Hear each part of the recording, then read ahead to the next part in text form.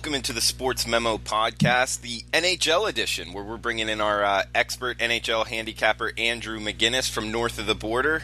McInnis, welcome to the pod. How are you? Hey, Drew, doing great, and can't wait for another NHL podcast. It's a huge slate, and really like a lot of spots here today, so looking forward to breaking down some games with you. How are you? I'm doing good, and you're off to a great start here in the NHL. Pretty good volume as well. 40 and 28, 58%, 59%, excuse me. So how are you feeling? And you seem to be seeing everything pretty clearly this year. We're feeling pretty good, Drew. We're focusing in on totals quite a bit recently. There's been a lot of overpriced favorites that I really have been kind of locking in on. And a lot of times I don't like to take those highly juiced favorites, Drew, but like I've talked about it numerous times, I'm not a fan of the puck lines whatsoever. And sometimes it really is worth it just to take that juice and lay it. But higher volume to start the season off. But we're trying to pick our spots and try and find each team's identities. A lot of teams heading on road trips right now, so it's really important to watch out for those spots. But a good start for the season. I'll take what I've got, but we're just getting started. Yeah, we got the Tuesday night card. It's a pretty large NHL betting card, so hopefully get the listeners on some right sides here. Let's start off with game number 3 for 7 p.m. Eastern start. Boston at Carolina. Looks like this one totaled at 6 with some juice towards the over. With Carolina, looks like minus 125 to minus 130, depending what book you're shopping at. Home favorites here. How would you look to bet Boston, Carolina tonight, McInnis? I'll tell you one thing, Drew. The only consistent thing about really both these two teams has been their inconsistency. That's one phrase I love to use, and it's one that you like to use a lot early on in the season. Both these two teams actually averaging the same amount of goals, 3.09 on the season per game. And again, looking at these past couple games for each of these teams, Montreal absolutely demolishing the Boston Bruins on Saturday night, Hockey Night in Canada, taking care of business for them, and not the performance you wanted out of Tuukka Rask for the Boston Bruins. He is slowly but surely losing his starting job to Yaroslav Halak. It's going to be fast, and of course Halak is getting the start tonight versus Carolina. The Bruins lost 3-0, couldn't even get a good quality scoring chance that night versus the Montreal Canadiens. And of course, just 2 nights before that, they defeated the Philadelphia Flyers 3-0 in dominant fashion there. And the night before that, they beat Ottawa 4-1. So this team right now is struggling to prove themselves, struggling to prove their consistency, and struggling to really prove what they can do on a night-to-night basis. And that really bothers me. The number one thing that we really got to be happy with, though, as far as what we've seen from this Bruins team, is their depth scoring. We've seen guys, that we don't usually see, like Ryan Donato, like, Jake DeBrusk, getting involved, Nordstrom, guys like that, stepping out to the plate and getting involved. Well, the number one line of Marchand, Bergeron, and Pasternak are not involved. And that's the biggest thing, because if you have a team like the Bruins right now that are succeeding and having a decent start to the season, but Marchand, Bergeron, and Pasternak are not lighting the lamp every single night, it definitely looks good on your team. And I expect that line to really step things up and come back to life after tonight. As everyone knows, that game against Montreal was a big game for Boston. It's always a rivalry type game for them, and I expected it to be a very high scoring battle. But of course, we saw an all-star performance from goaltender Carey Price and for the Habs, and we didn't see much out of Tuukka Rask whatsoever for the Bruins. So moving forwards, looking into this game versus Carolina, we've got two different kind of goaltender situations, Drew, in this game. We've got Darling coming back, making his first appearance this season debut for the Carolina Hurricanes. And I'm not really a fan of goalies to come right back in and taking them and, jumping all over their team. I think they need a little bit of time to settle in. And this Carolina team, they've looked decent, but they haven't beat great teams. They've just been beating mediocre teams like the Islanders, like the Red Wings, etc. So, like the Vancouver Canucks even, the Rangers. They haven't beat some top-tier teams, so they haven't really proved themselves to me quite yet. And, of course, the Bruins are starting to get a lot more healthy. We've got Torrey Krug making his return to the lineup tonight, and we all know how important of a factor he is to this team defensively, but he also likes to jump up to the rush and make an impactful play. So Yaroslav Halak right now, Drew, is a goalie that's been a backup for this Bruins team, but he is slowly but surely, in my opinion, going to take the number one job away from Tuukka Rask, and it starts tonight. If Halak gets the win tonight, I think he'll take that job away from Rask. They're paying plus money, plus 115, plus 120 at some books. Shop around, get the best price because I'm looking for the underdog. The dogs will be barking tonight in the Bruins matchup versus Carolina, and I'll gladly take the Bruins. I like the breakdown, McInnis, and you're talking, Halak. I don't bet the NHL really a lot, but he's a name that I recognize. How is it following this sport and saying names like that? Obviously not kind of American sounding names. It can be tongue twisters at times. Is that tough for you? It definitely is, and I'll tell you, Drew, it's even worse when you've been saying a name for a while and you find out you've been saying it wrong. That's definitely worse. But, say it with confidence and try and figure it out and try and break it down. But, it's even funnier that a lot of players, Drew, they'll go, 3-4 seasons into their career before actually telling the media, hey, you're saying my name wrong and it's about time you fix it. So, some of the names are so complicated. I feel like the players just say, you know what, just call me whatever you want. But yeah, some of them are pretty tough, that's for sure. No, it is funny. And it's funny because when you talk handicapping, some people in this business, it seems like they really concentrate, like, hey, you're saying his name wrong. But really, like, names have nothing to do with winning and losing. If you know somebody's name, it's more about, the numbers, catching good prices. And McInnis has been doing a good job with that this year, and we have a special coupon code for the podcast. It's McInnis, his last name, McInnis half, and you get half off of any all-access pass with McInnis. So if you want the longer-term packages, that's 30, 90 days. You can get huge discounts on those, and even the 3-day pass. It's $59, so you can get the next 3 days of service with McInnis in NHL. He's also doing CFL and NFL if he has any plays in those up for just for under $30. So it's less than $10 a day as far as McInnis' service here for the NHL 3-day on sportsmemo.com. That coupon code is McInnis half. Let's move down the card here. We got game number 9-10. Dallas at Montreal. Looks like 5.5 the total, McInnis. Minus 110. All the way to minus 120 at some books. So kind of some opinion in the marketplace. But how would you look to bet Dallas, Montreal, McInnis? To be quite honest, Drew, this is one of those games here where it comes in and it really just looks you in the eye and says, why shouldn't I take the Montreal Canadiens?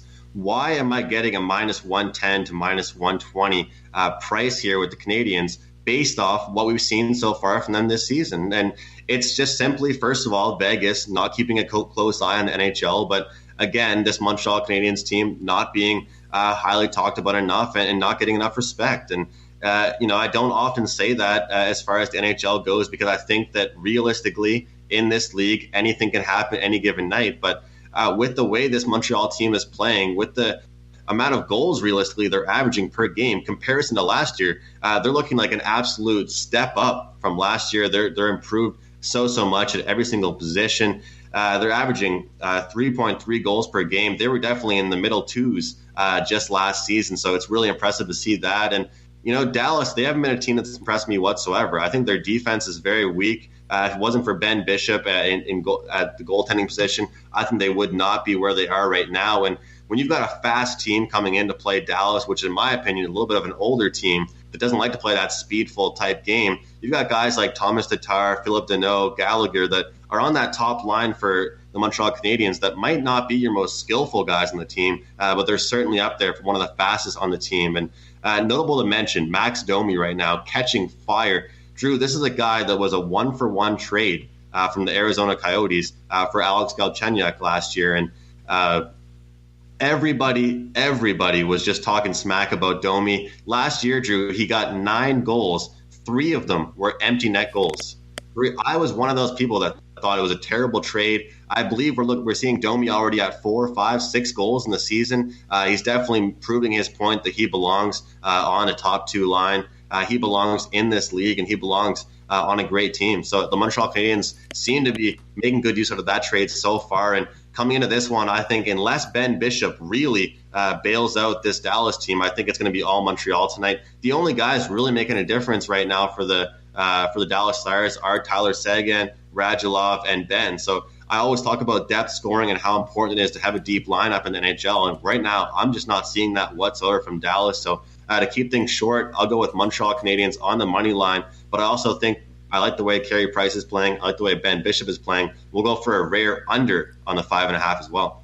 All right, McInnis, moving down the card here, we got game number 17-18, late night affair on the East Coast, 10 p.m. start, 7 p.m. Pacific, Philadelphia at Anaheim. Looks like 5.5, little juice towards the over, with Anaheim laying pretty much minus 120 across the board. For me right now, this is a Philadelphia team, Drew, that's absolutely letting themselves down. This is a team that should actually be excelling. They should be a team that's in the win column more often than not. They should be playing tremendous hockey with the talent that they have. And, I'm not saying it's always just based off the numbers and the stats and the paperwork and what you see from your lineup, but based off what I'm seeing from this team so far, their defense is looking absolutely atrocious. It's sad to watch, Drew, the way this team can just give up games and the way they can just wash them down the toilet like that. When you've got guys like Claude Giroux, Sean Couturier, Travis Konechny on your top line that can produce, and they have talent and they're there every night. Again, I'll always mention this. Wayne Simmons, a guy on the third line right winger who, in my opinion, could be a top two, top one line kind of guy in most teams in the league. But it really is their defense that worries me. Radko Gudas, he's not good. Talk about a name hard to pronounce. We got a couple of them on this one. Shane Gostisbehere. We'll try and pronounce that one here, Drew. This one's kind of tough, but overall, don't really like the defensive pairings whatsoever for for Philadelphia. However, Anaheim, a very, very slow team, Drew. One of the slowest in my eyes in the league.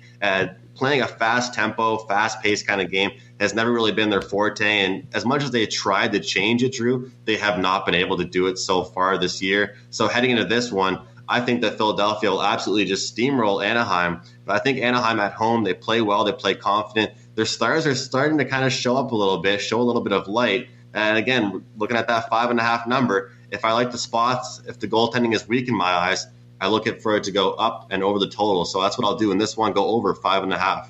Okay, liking the over here.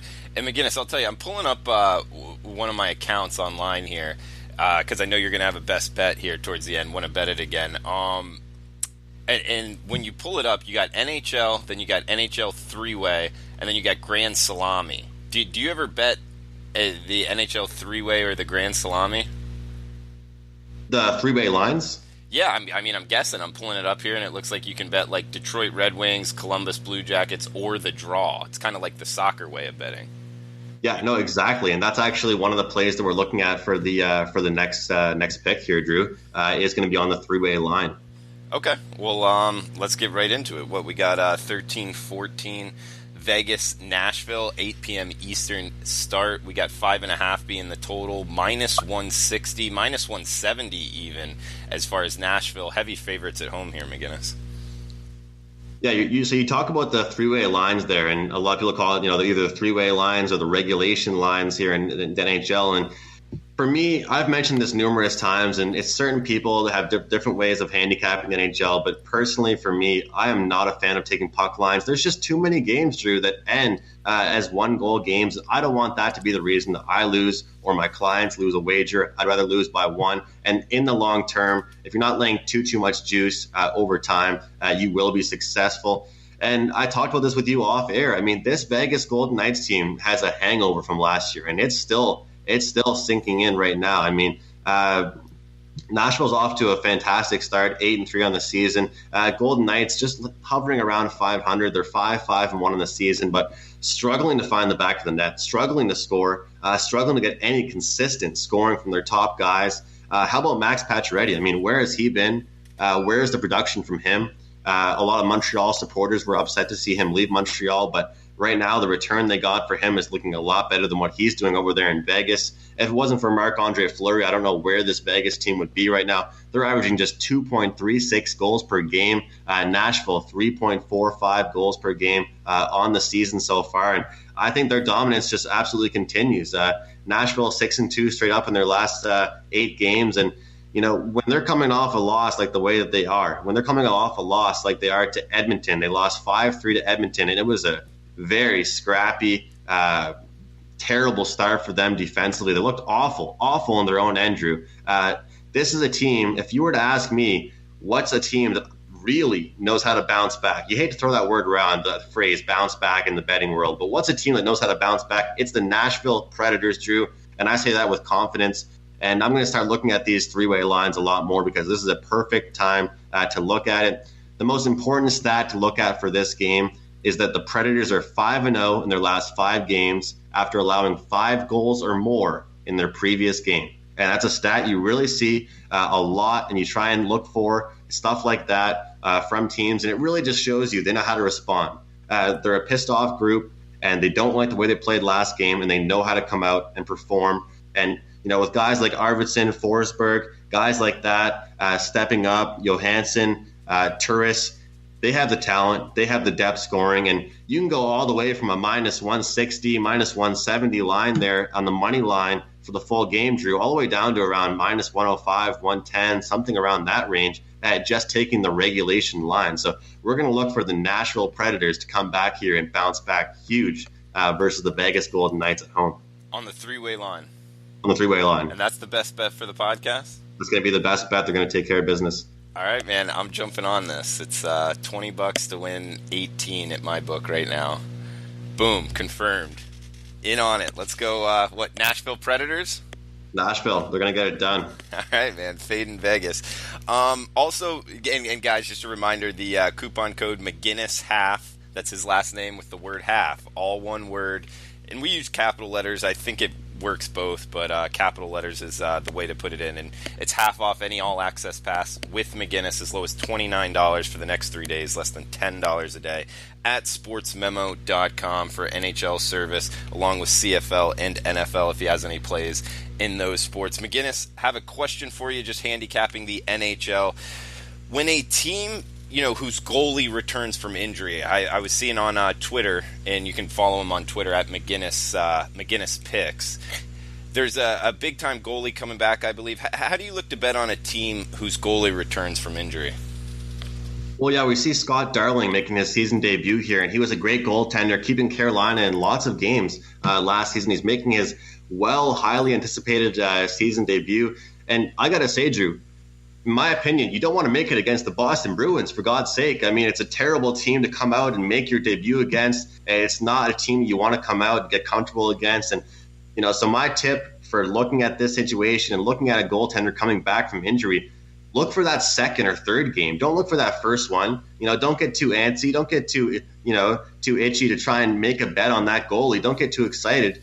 Try and analyze the way they play in their first game, see if they look comfortable, see if they're settled in, if they're still that solid goaltender you saw last year from them and ending years past. And if they are, look for that second or third game back from the injury. There's no need to ever rush it right back. And honestly, most of the time, I look to fade. There's just way too much hype always. There's too much pressure, too much media attention. And oftentimes, as we're seeing tonight, the opposing team is plus money, and as much as I can, I like to grab the value when I can on that plus money. So looking for Boston tonight to take advantage of that spot over Scott Darling. Not saying he's not a good goalie, Drew. Just saying it's not a good spot for him to return to the game. And the whole reason behind it not being a good spot is because you think he's going to be rusty, or is there something to do with the location or the team he's playing against, or just, I believe you mentioned too much pressure? What are all the reasons? Yeah, so I think, top two would be just number one, just like in any sport, but specifically in hockey, I think that you just can't recreate an actual NHL game, whether it's practice, scrimmage, drills, stuff like that, especially for a goaltender. I think it's really hard to kind of recreate that actual game feeling, especially against the conference rival like the Boston Bruins. So that would be my number one. And then number two, obviously, it would be rust and stuff like that. But again, it's take a look at the team that they're playing against. If they were coming out right now and playing against the Detroit Red Wings and they were getting a decent price, I'd probably say, hey, look, Darling could roll here, but not against a team that fires so many shots and has the depth scoring and the talent that Boston has. This is a team, Drew, that has 3 lines that can score on you, and Darling's not going to have much time to rest. So, as much as everyone's excited to see him play, in my opinion, we could have waited a few more games to see him. Okay, good stuff, McInnis. And anything else you want to throw out there to the listeners here? No, that's about it. I mean, I mentioned it. I made a tweet about it today, a little video online that I'm going to be posting also. My free picks each and every day. One pick on Twitter. You can follow me on Twitter at McInnis Picks. That's my last name, McInnis. And I'm also going to get rolling here on the Sportsmemo website with our new software here with the free picks option. So check out my profile page each day, and I'll also have a free pick up there in the NHL for you. Good stuff, man. And also, guys, remember it's $2 Tuesday, and the featured pick is Rob Vino's college football for this week. So you can get that for only $2 at sportsmemo.com today only. So, for Andrew McInnis, I'm Drew Martin. We'll be back tomorrow with Robbie Vino talking college football, every game on the board.